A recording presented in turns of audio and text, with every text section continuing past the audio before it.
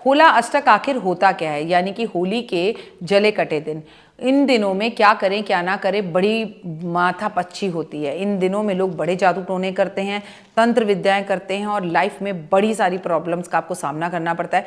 कई लोग तो बीमारी पड़े रहते हैं, कई लोगों के घर पे इस टाइम पे कलेश बहुत होते हैं, कई लोगों के घर में इस वक्त में कोई ना कोई नुकसान व्यापार और काम में होता ही चला जाता है।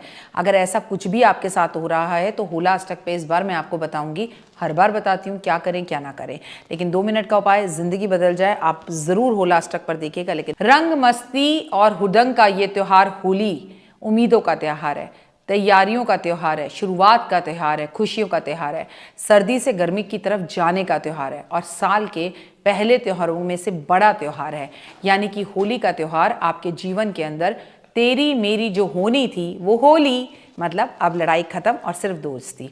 होला अष्टक पर ये बात तो आप जानते ही होंगे कि होला अष्टक के 8 दिनों को शुभ काम नहीं किए जाते, इसे होला अष्टक शुरू हो जाता है। होला अष्टक शुरू होते ही आपके ऊपर लोग जादू टोने करना शुरू कर देते हैं, अपने बंद कामों को खोलना शुरू कर देते हैं और इन दिनों में कोई शुभ कार्य नहीं किया जाता। इन दिनों में सब शुभ काम बंद कर देते हैं। होला अष्टक के दौरान आपको क्या करना है और क्या नहीं करना, ये जानना बहुत ज़रूरी है। अगर आप ये जान लें तो आपकी ज़िंदगी की सारी परेशानियां दूर हो जाएंगी। अब मैं आपको बताऊंगी कि होला अष्टक के इन 8 दिन में आपको क्या करना है और क्या नहीं करना और किन चीज़ों से आपको बचना है।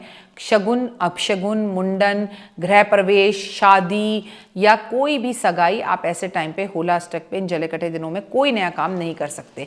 ऐसा माना जाता है होला अष्टक पे किए गए कार्य भविष्य के में शुभ परिणाम नहीं देते। घर में पूजा पाठ तो आप कर सकते हैं, उसकी कोई मनाही नहीं है। आप धार्मिक आयोजन भी कर सकते हैं, लेकिन अगर आप चाहें कि मैं मुंडन कर लूँ, गृह प्रवेश कर लूँ, मैं नया घर ले लूँ, मैं नई गाड़ी ले लूँ, उसमें चला जाऊँ, मैं सगाई कर लूँ, मैं बच्चे की शादी कर लूँ, तो ये नहीं कर सकते। तो आप बचपन से ही सुनते होंगे कि होला अष्टक में शुभ काम नहीं करते, ये गलत है। ज्योतिष मान्यताओं के अनुसार फागुन महीने के शुक्ल पक्ष की अष्टमी से लेकर पूर्णिमा तक आपको 8 ग्रह उग्र रहते हैं और वो हैं सूर्य, चंद्रमा, शनि, शुक्र, गुरु, बुध, मंगल और राहु। इन ग्रहों के उग्र रहने पर मांगलिक कार्य नकारात्मक प्रभाव देते हैं। इसलिए परंपरा चली आ रही है कि कोई शुभ कार्य इस टाइम पर नहीं करना चाहिए। लेकिन क्या मैं अपना जन्मदिन कर सकता हूँ? जी हाँ। क्या मैं अपनी एनिवर्सरी कर सकता हूँ? जी हाँ। मैंने आपसे कहा किसी भी नए कार्य की शुरुआत नहीं करनी, वो तो पहले ही आप जन्म ले चुके हैं, तो अपना बर्थडे तो आप बनाएंगे। शादी आपकी पहले हो चुकी है तो आप एनिवर्सरी तो बनाएंगे। अब ये भी जानना जरूरी है कि कौन सी तिथि में कौन सा ग्रह उग्र होता है। कहते हैं अष्टम तिथि पे चंद्रमा, नवम तिथि में सूर्य, दशम तिथि में शनि ग्रह और एकादशी तिथि पर शुक्र ग्रह और द्वादशी तिथि पर गुरु बृहस्पति और त्रयोदशी पर बुध ग्रह जो है वो बहुत ज़्यादा क्रूर रहता है। चतुर्थी दृष्टि पर मंगल ग्रह और पूर्णिमा तिथि पर राहु ग्रह रुद्र की अवस्था में रहता है। अब यहाँ पर होला अष्टक को लेकर शिव पुराण में पौराणिक कथा भी आती है कि भगवान शिव ने जिस दिन कामदेव को भस्म किया था वह तिथि फागुन शुक्ल पक्ष की अष्टमी थी। इस घटना के बाद देवताओं को लगातार 8 दिन तक विनती करनी पड़ी शिवजी जी से कि फागुन शुक्ल पक्ष की पूर्णिमा के दिन कामदेव ने को फिर से जीवित किया गया। इस कारण इन 8 दिनों को अशुभ माना जाता है और पूर्णिमा की तिथि को रंग खेल कर ही उत्सव मनाया जाता है। वहीं दूसरी कथा में ये बताया जाता है कि पिता मना करने पर भी जब भक्त प्रहलाद ने विष्णु भगवान की भक्ति करनी नहीं छोड़ी तो हिरण्यकश्यप ने उसे यातनाएं देना शुरू करा, शारीरिक कष्ट देना जो है शुरू करा। इसके बाद होलिका से प्रहलाद को जलाने की कोशिश भी की। होलिका की गोद में लेकर जो कि उनकी बुआ थी अग्नि में बैठ गई और 8 दिनों तक प्रयास करने के बाद भी जब प्रहलाद नहीं जल पाया तो 9वें दिन वह स्वयं जलकर राख हो गई। इसी कारण से होली से पहले 8 दिन को अशुभ माना जाता है। ये दूसरी कहानी है। अब एक और पौराणिक कथा आती है कि बताया जाता है कि आपके लिए ये जानना भी ज़रूरी है कि 8 दिनों में आपको क्या करना है और क्या नहीं करना। सबसे पहले जानिए होला अष्टक के दौरान क्या नहीं करना चाहिए। होला अष्टक के दिन शादी, विवाह, मुंडन, सगाई, गृह प्रवेश, शुभ कार्य, नई गाड़ी खरीदना, नया वाहन खरीदना नहीं करना चाहिए। होला अष्टक में मकान, ज़मीन खरीदना या वाहन खरीदना अच्छा नहीं होता या उसमें गृह प्रवेश भी नहीं कर सकते। सकते। इन 8 दिनों में यज्ञ, हवन, धार्मिक अनुष्ठान आप कर सकते हैं। समय के अनुसार अनुष्ठान अगर ज़रूरी है तो पंडित की राय अपनी कुंडली दिखा कर करें। कहते हैं इस टाइम पर आप दान पूरे ज़रूर करें, भगवान का जाप करें तो अच्छा है। होलाष्टक के समय पर नौकरी परिवर्तन भी नहीं करनी चाहिए या फिर आपको नई नौकरी में ज्वाइन नहीं करना चाहिए। होलाष्टक के अगर काम की शुरुआत कर रहे हैं, व्यापार नया शुरू कर रहे हैं तो ये आपके लिए अच्छा नहीं है। लेकिन देखिए ना, किसी बच्चे ने जन्म लेना है तो वो होलाष्टक देख के थोड़ी जन्म लेगा, वो तो जन्म ले ही लेगा। होलाष्टक में कभी भी सामान खरीदें तो सोना चांदी नहीं खरीदना चाहिए।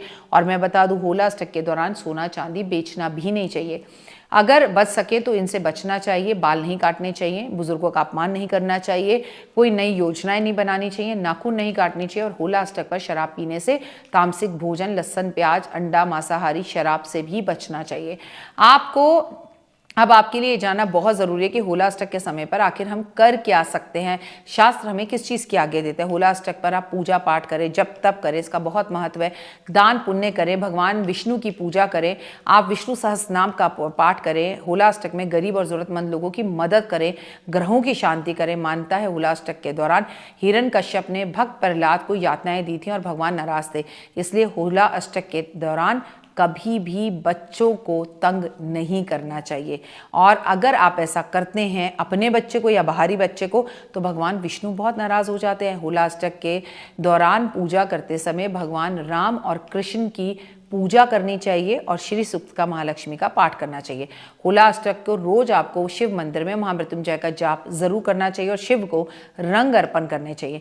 पति पत्नी को इस दौरान ब्रह्मचर्य का पालन करना चाहिए। इस दौरान आपको गीता का पाठ, विष्णु सहस्त्रनाम का पाठ और महामृत्युंजय का पाठ करना चाहिए। हवन भी कर सकते हैं। होलाष्टक के दिनों में उग्र ग्रहों से बचने के लिए, नकारात्मक प्रभावों से बचने के लिए घर में साफ सुथरा रखना चाहिए और घर में नमक का पोछा लगाना चाहिए।